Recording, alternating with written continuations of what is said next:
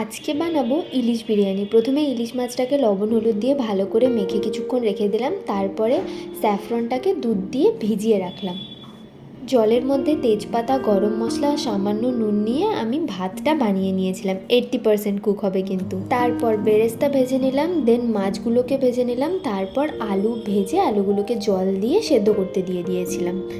এরপর কড়াইয়ে পেঁয়াজ বাটা, আদা বাটা, রসুন বাটা, কাঁচা লঙ্কা, ধনে গুঁড়ো, জিরে গুঁড়ো, হলুদ, লবণ, লঙ্কা গুঁড়ো দিয়ে সামান্য একটু জল দিয়ে ভালো করে কষিয়ে নিয়ে জল দিয়ে কিছুক্ষণ মশলাটা ফুটতে দিলাম। তারপর মাছগুলো দিয়ে ঝোলটা একটু শুকিয়ে এলে নামিয়ে রাখলাম মাছগুলো। গোলাপ জল, কেওড়া জল, মিঠে আতর, স্যাফরান ভেজানো ছিল সেই দুধটার সাথে একসাথে মিশিয়ে রেখে দিলাম।